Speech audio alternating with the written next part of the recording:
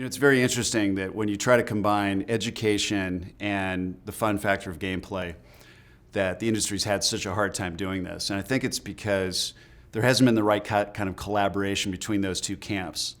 Generally, the game industry is a bunch of young men that want to make games they want to play. And certainly in my first few decades in the game industry, starting in childhood, that's what I did.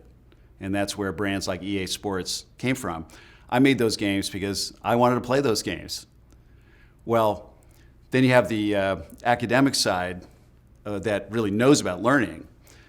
But they're not entertainment professionals. They don't realize that today's consumer has millions of ways to have fun, and they're all just one tap away.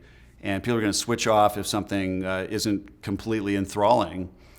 So it's a brutal, brutal entertainment industry out there where everyone's fighting to get attention and fighting to hold on to the engagement with their customer.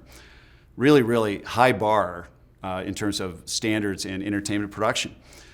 But again, if the people that understand that are only focused on what they want to play for their own reasons. So the game industry is now, it's aged enough that many of us, like myself, we've been parents and we've gotten to know kids, both boys and girls.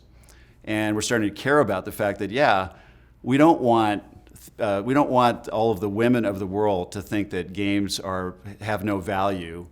And we don't want all the teachers of the world to think that games are a social ill.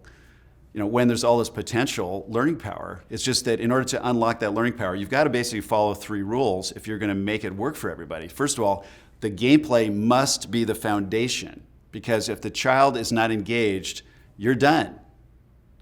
And teachers are beginning to figure out that this is the right way to go, because science has found that the most powerful form of motivation is when it's intrinsic and autonomous. That means it's my idea coming from my own volition for my own reasons. And who is it that feels that way in terms of motivation?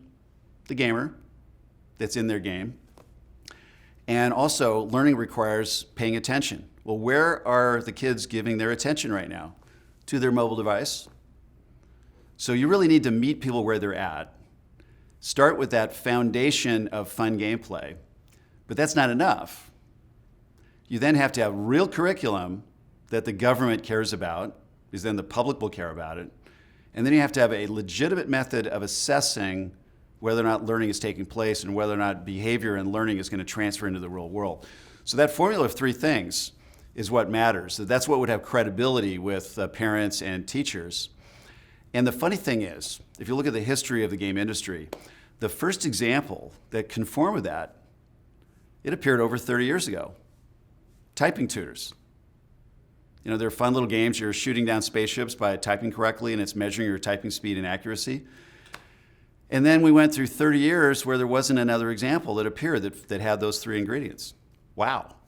And again, that's just because I think there's this breakdown where maybe tackling a subject like math was just hard enough that nobody wanted to really take it on. And the gamers wanted to make games they wanted to play, and the academics didn't really know how to make it fun enough.